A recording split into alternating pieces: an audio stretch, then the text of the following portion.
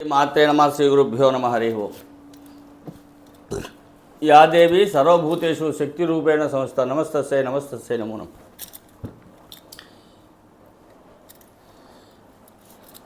Endowment department దేవాదాయ ధర్మాదాయ శాఖ ఇది నేటి కాలంలో హిందువుల పాలిట ఒక యమపాశంలా తయారైంది. కారణం ఏంటంటే ఈ చట్టం హిందువులకు ఉపయోగపడకపోయినా అన్యమతస్థులకి బాగా ఉపయోగపడుతుంది. హిందూ దేవాలయాలు, ధార్మిక సంస్థలు, మఠాలు, మందిరాలు ఇవన్నీ కూడా ఈ సంస్థ కిందే ఉన్నాయి. చాలా సత్రాలు ఆంధ్రప్రదేశ్లో టీటీడీకి ఇచ్చేశారు. చాలా మఠాలు టీటీడీకి చెందినవి ఉన్నాయి. అట్లా దీని కింద వేద పాఠశాలలు ఉన్నాయి, సంస్కృత పాఠశాలలు ఉన్నాయి, సేవా కార్యక్రమాలు ఉన్నాయి, యూనివర్సిటీస్ ఉన్నాయి, ప్రొఫెసర్స్ ఉన్నారు, వేద పండితులు ఉన్నారు. చాలా బాగుంది. కానీ ఈ ఎండోమెంట్ డిపార్ట్మెంట్ యొక్క ఆదాయ వ్యయాలు ఏమిటి? అసలు ఈ ఎండోమెంట్కి సంవత్సరానికి ఎన్ని వేల కోట్ల ఆదాయం వస్తుంది? ఎన్ని వేల కోట్లు ఖర్చు పెడుతున్నారు? ఏ పథకాల కింద ఖర్చు పెడుతున్నారు? ఏ పథకాలకి ఎంతెంత ఖర్చు పెడుతున్నారు అనేది సమాజానికి తెలియనటువంటి ఒక విచిత్రమైనటువంటి పరిస్థితి. ఒక్కొక్క దేవాలయానికి 300-500 ఎకరాల ఆస్తులు ఉన్నాయి. కానీ దేవాలయంలో దూపదీప నైవేద్యాలు పెట్టడానికి రూపాయి లేదు. దేవాలయంలో అర్చకుడికి 10,000 జీతం ఇస్తారు పడితరంతో సహా. కానీ అక్కడ ఉన్న దేవాలయంలో పనిచేసే ఈవోకి 40,000 జీతం ఉంటుంది. ఇది ఎవరో గ్రహించట్లేదు. దీని గురించి ఎవరో మాట్లాడట్లేదు. అసలు ఈ దేవాలయాలకు ఆస్తులు ఏమవుతున్నాయి? గత 15-20 సంవత్సరాల్లో దేవాలయాలకి ఎన్ని ఎకరాల భూములు ఉన్నాయి? ఏ మందిరానికి ఎన్ని వేల ఎకరాల భూములు ఉన్నాయి? ఇవాళ ఎన్ని ఎకరాల భూములు ఉన్నాయి? ఈ భూములు ఏమైపోయినాయి? రాత్రి మాయమైపోయిన సంఘటనలు కూడా కొన్ని ఉన్నాయి ఆంధ్రప్రదేశ్లో. కేవలం ఒక లడ్డూలో నెయ్యి కల్తీ కలిసిందని మాత్రమే మనం ఫైట్ చేస్తున్నాం తప్ప దేవాలయాలే మూసివేయబడుతుందన్న విషయం మాత్రం మనం గ్రహించట్లేదు. దాని గురించి ఎవరు మాట్లాడట్లేదు. ఒక్క లడ్డు ఏమిటి? టీటీడీ దేవస్థానంలో దేవుడికి పెట్టే నైవేద్యాలు అన్నీ కూడా కల్తీ అయినట్టే కదా. మరి దాని గురించి ఎవరు మాట్లాడరు? అసలు ఏమవుతుంది టీటీడీలో అనే విషయం గురించే మాట్లాడలేదు. ఇవాళ ఎండోమెంట్ కింద దేవాదాయ ధర్మాశాఖ అంటే కేవలం హిందువులకు మాత్రమే, అది హిందూ టెంపుల్స్కి మాత్రమే. ఇంకో మతానికి సంబంధించి కానీ ఇంకో సంస్థకి సంబంధించి కానీ లేదు ఇక్కడ. కానీ ఇక్కడ ఉన్నటువంటి వాళ్ళంతా కూడా అన్యమతస్తులే ఉన్నారు. టీటీడీలో కానీ, దుర్గగుడిలో కానీ, సింహాచలం అప్పన్న స్వామి గుడిలో కానీ, అన్నవరం సత్యనారాయణ స్వామి గుడిలో కానీ ఎంతమంది అన్యమతస్తులు పనిచేస్తున్నారు? దేవాలయాల కొండల మీద ఎంతమంది అన్యమతస్తులు పూల దుకాణాలు ఎట్టున్నారు, కొబ్బరికాయల దుకాణాలు ఎట్టున్నారు? ఇవన్నీ కూడా మనం ఏం పట్టినట్టున్నాం. విచిత్రమైనటువంటి పరిణామం ఏంటంటే స్వామివారికి ప్రసాదం కల్తీ కలిస్తే ప్రసాదం మాత్రమే కల్తీ అవుతుంది. ఇంతకన్నా భయంకరమైన విషయం ఏంటంటే దేవుడి దగ్గర పనిచేసేటటువంటి అన్యమతస్తుల వలన దేవాలయం పవిత్రత, హిందూ సంస్కృతి సాంప్రదాయాలు సర్వనిర్వీర్యం అయిపోతుంది. హిందూ సంస్కృతి పూర్తిగా భ్రష్టు పట్టించేటువంటి వాతావరణం ఏర్పడుతుంది. లేని పక్షంలో హిందూ దేవాలయాల దగ్గర అన్యమతస్తులకు పని ఏమిటి? ఇవాళ ఆంధ్రప్రదేశ్లో అన్యమతస్తులు ఉన్నటువంటి దేవాలయాలన్నీ కలిపితే సుమారు ఒక 10,000 మంది ఉద్యోగస్తులు ఉంటారు, ఎంప్లాయీస్ ఉంటారు. వాళ్ళకి అక్కడ పని ఏమిటి? అసలు హిందూ దేవాలయాల దగ్గర అన్యమతస్తులకు పని ఏమిటి? అన్యమతస్తుల్ని హిందూ దేవాలయాల దగ్గర ప్రవేశపెట్టేటటువంటి ప్రభుత్వాలకి చర్చిల దగ్గర కానీ మసీదుల దగ్గర కానీ హిందువులు ప్రవేశపెట్టే దమ్ము ధైర్యం ఉన్నాయా? అంటే హిందువులే గొర్రెల్లా చూస్తున్నారు కాబట్టి వాళ్ళ ఆటలు సాగుతున్నాయా? తిరుమల కొండ మీద ఎంతమంది అన్యమతస్తులు ఉన్నారు?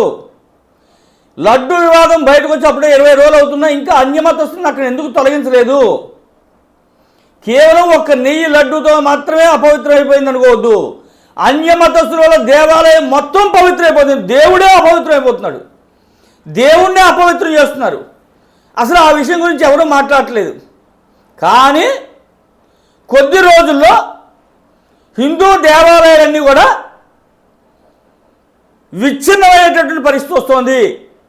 హిందూ సంస్కృతి సాంప్రదాయాలు, హిందూ ధర్మం ఎక్కడైతే కొలువై ఉంటాయో ఆయా ప్రదేశాలన్నీ కూడా అన్య మతస్థులతో నింపివేయబడి హిందూ ధర్మానికి పూర్తిగా నాశనం చేయడానికి కంకణం కట్టుకుని ఉన్నారే. ఈ ప్రభుత్వాల గురించి మనం ఏం మాట్లాడాలి?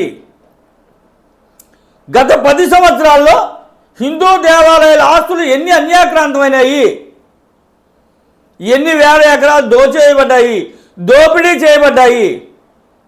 దోపదీప నైవేద్యాలకు కూడా దేవుడికి నైవేద్యం పెట్టే స్థితిలో లేనటువంటి దేవాలయాలు ఎన్నో ఉన్నాయి. కానీ ఆ దేవాలయాల కింద 100 ఎకరాల భూములు ఉన్నాయి. అవి ఈ రోజున ఏమైనాయి? ఎవరికైనా ఇళ్ల స్థలాలు అంటే దేవుడు భూములే కనపడుతున్నాయి తప్ప గవర్నమెంట్ భూములు ఎందుకు ఇవ్వలేకపోతున్నారు? ఎందుకు దేవుడికి అన్నప్రసాదాలకు నైవేద్యాలకు లేకుండా చేస్తున్నారు? ఇది ఎవరు కూడా హిందువులు గ్రహించట్లేదు. ఈ పరిస్థితి ఇట్లాగే ఉత్పన్నమైతే మనం వాళ్ళ లడ్డూ గురించి మాత్రమే ఫైట్ చేస్తున్నాం. కానీ అసలు అక్కడ దేవాలయాలు దేవుళ్ళే ఉంటారన్న విషయం మనం గ్రహించట్లేదు. కొద్ది రోజుల్లో జరగబోయేటటువంటి పరిణామాలు కూడా మీకు నేను చెప్తాను. దేవాలయాల యొక్క అస్తిత్వం పూర్తిగా దెబ్బతినబోతోంది. అన్య మతస్థులు ఏ దేవాలయాలు ఉన్నో వెంటనే తీసివేయాలి. లేని పక్షంలో హైందవ ధర్మం, హైందవ సంస్కృతి ఇక్కడ పూర్తిగా నిర్వీర్యం చేయబడతాయి. ప్రభుత్వాలు ఎవరైనా, పాలకులు ఎవరైనా సరే హిందూ దేవాలయాల యొక్క ధనం మాత్రమే వాళ్ళకి కనబడుతుంది. ముఖ్యంగా సుమారుగా నా అంచనా ప్రకారం ఆంధ్ర రాష్ట్ర బడ్జెట్ ఎంతో ఆంధ్రప్రదేశ్లో ఉన్నటువంటి దేవాలయాల యొక్క ఆదాయాలు కూడా అంతే ఉన్నాయి. కానీ హిందువులకి ఎవరికి కూడా ఉద్యోగాలు లేకుండా అన్య మతస్థులను తీసుకొచ్చి దేవాలయాల్లో పెట్టి వాళ్ళని నెత్తినెక్కించి కూర్చుంటే దేవాలయాలకు మనుగడ ఏమిటి? అన్ని రకాలుగాను భోజనంలో కల్తీ, ప్రసాదంలో కల్తీ, నైవేద్యంలో కల్తీ, భక్తిలో కూడా కల్తీ వస్తుంది. ఎందుకంటే మనం అసలు మతం పట్ల విశ్వాసం కానీ, భక్తి కానీ, దేవుడి పట్ల శ్రద్ధ కానీ లేనటువంటి వ్యక్తుల చేతుల్లో దేవాలయాలు పెట్టిన తర్వాత దేవాలయాలు అభివృద్ధికరంగా ఉండాలి, భగవంతుడు అందరికీ ఆశీస్సులు ఇవ్వాలి అంటే అది ఎట్లా సాధ్యపడుతుంది? భగవంతుడు ఆశీస్సులు ఇచ్చే స్థితి అక్కడ మనం ఉంటే కదా. భగవంతుడికే అక్కడ అపవిత్రం జరుగుతుంటే మనం ఏం చేస్తున్నాం? కాబట్టి హిందూ సోదరులారా అందరికీ చెబుతున్నాను, ఈ పరిస్థితి ఇట్లాగే కొనసాగితే కొద్ది రోజుల్లో దేవాలయాలకు మనుగడ కూడా ప్రశ్నార్థకం అవుతుంది. కాబట్టి ఇప్పటికైనా మేలుకొని దేవాలయాలకు అభ్యున్నతి కోరాలంటే మనం తక్షణం హిందూ దేవాలయాల్లో అన్య మతస్థులను తొలగించాలి. అప్పుడు మాత్రమే దేవాలయ యొక్క పవిత్రత కాపాడబడతాయి. ప్రసాదాల ద్వారా ఎంత వస్తుంది, టోకెన్ల ద్వారా ఎంత వస్తుంది, సేవల ద్వారా ఎంత వస్తుంది, ఏ దేవాలయానికి అయినా సరే ఖర్చులు ఏమిటి, ఎంత ఆదాయం ఉంది, ఎంత వ్యయం ఉంది, అసలు ఈ లెక్కలు ఎవరికీ తెలియట్లేదే. గత 10 సంవత్సరాలుగా ఏం జరుగుతోంది, ఏ దేవాలయంలో ఎంత తినేస్తున్నారు, ఎంత దోపిడీ చేయబడింది అనేటువంటి విషయాలు తెలియకపోతే హిందూ సమాజం యావత్తు కూడా నాశనం అయిపోయినట్టే. కాబట్టి ఇప్పటికైనా కేవలం ఒక్క లడ్డూ మాత్రమే కాదు, యావత్తు దేవాలయాల యొక్క పరిస్థితి కూడా అపవిత్రం చేయబడ్డాయి. ఒక్క తిరుపతి దేవస్థానం సంప్రోక్షణ చేస్తే కాదు, ఆంధ్రప్రదేశ్లో ఉన్నటువంటి దేవాలయాలన్నీ కూడా ఇమీడియట్లీగా సంప్రోక్షణ చేయవలసిందే. అక్కడ ఉన్నటువంటి అన్యమతస్తులను తీసివేయవలసిందే. వెంటనే అక్కడ ఉన్నటువంటి అన్యమతస్తులను తీసేసి నూతనంగా హిందువులైనటువంటి వాళ్ళని, అది అర్హత కలిగినటువంటి వాళ్ళని మళ్ళీ అపాయింట్మెంట్ చేయవలసిందే. నేను ఒక్క విషయం చెప్తున్నాను ఈ సందర్భంగా, ఎండోమెంట్ హటావో రాష్ట్ర కా బచావో, ఎండోమెంట్ హటావో మందిర్ కా బచావో, ఈ స్లోగన్తోనే మనం ముందుకు వెళ్ళాలి తప్ప కేవలం ప్రసాదం ఒకటే లడ్డు అపవిత్రమైంది అనుకోవద్దు. దేవుణ్ణి కూడా అపవిత్రం చేశారు. అసలు ఏ దేవాలయంలో ఏం జరుగుతుందో కూడా తెలియనటువంటి పరిస్థితి ఉంది. కాబట్టి వెంటనే హిందూ సంస్థలన్నీ కూడా ముందుకు వచ్చి దేవాలయాలన్నీ కూడా సంప్రోక్షణ చేయాలనేటువంటి నిర్ణయం తీసుకుని ప్రభుత్వం మీద ఒత్తిడి తెస్తే తప్ప దేవాలయాలన్నీ కూడా గడిచిన 5 సంవత్సరాల్లో ఎంతవరకు ఏ మేరకు అపవిత్రం చేయబడ్డాయో తెలియట్లేదు. కాబట్టి హిందూ దేవాలయాలన్నీ కూడా వెంటనే సంప్రోక్షణ చేసి ప్రక్షాళన చేసి తగిన విధంగా భక్తులకి మనసు ప్రశాంతంగా ఉండేటట్టు చేస్తే తప్ప భక్తుల యొక్క మనసు యొక్క ఆకాంక్ష నెరవేరదు. ఇప్పటికైనా హిందూ సమాజం మేల్కొనకపోతే రాబోయే రోజుల్లో మనం అనుకుంటున్నట్టుగా భగవంతుడు అక్కడ ఉండనే ఉండడు. ఎందుకంటే భగవంతుడికే మనం ప్రత్యక్షంగా అపవిత్రం చేస్తుంటే భగవంతుడు మనకు ఆశిస్తాడండి. ఆయన్నే మనం శ్రద్ధగా చూడలేకపోతే, భగవంతుడికి సమయానికి చేయవలసినటువంటి కైంకర్యాలు పూజాధికాలు చేయలేని పరిస్థితి వస్తే, కేవలం వ్యాపార దృష్టితోనే భగవంతుడిని చూస్తుంటే, భక్తి అనే పదవే పోతే ఇంకా భగవంతుడు ఎక్కడున్నట్లెక్క? ఏడుకొండవాడ వెంకటరమణ గోవింద గోవింద అంటున్నాం. గోవింద గోవిందరాని ఉంది చిరాకి. దేవాలయాలన్నీ కూడా వెంటనే సంప్రోక్షణ చేయాలి. గత 5 సంవత్సరాలు జరిగిన అపవిత్రతకి బాధ్యత వహించి వెంటనే ప్రభుత్వం అన్ని దేవాలయాలు కూడా సంప్రోక్షణ చేసి భక్తుల యొక్క కోరికలు నెరవేర్చేటువంటి కల్పతరువులా చేస్తే తప్ప దేవాలయాలు మనుగడ ఉండవు. ఇది మనం ముందుకు తీసుకెళ్లాల్సిన పరిస్థితి ఏంటంటే, వాళ్ళ ప్రభుత్వం ముందుకి ఎండోమెంట్ హటావో రాష్ట్రగా బచావో, దేవాదాయ ధర్మాదాయ వ్యవస్థని తీసివేయాలి, హిందువుల యొక్క భక్తుల యొక్క మనోభావాలు రక్షించాలి, అట్లాగే దేవీ దేవతల యొక్క సంరక్షణ చేయాలి. ఈ దేవాలయ వ్యవస్థ దేవాదాయ వ్యవస్థ తీసేసి మొత్తం కూడా మఠాలకి స్వామీజీలకి శంకరపీఠాలకి అప్పచెప్పాను. నేను మొన్న వీడియోలో కూడా చెప్పాను, ఇవాళ వీడియోలో కూడా చెప్తున్నాను.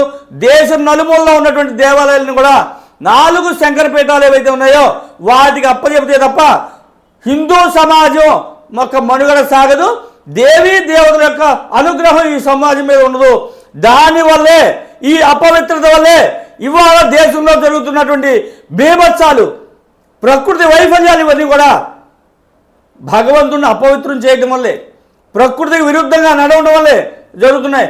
తస్మాత్ జాగ్రత్త హిందువులారా, అందరూ కూడా మేల్కొని ఈ విషయాన్ని పూర్తిగా ప్రభుత్వ పనుల దగ్గర తీసుకెళ్ళబోతే రాబోయే రోజుల్లో ఇంకా ఎంతకన్నా ఉపద్రవాలు ఎక్కువ చూడవలసి వస్తుంది.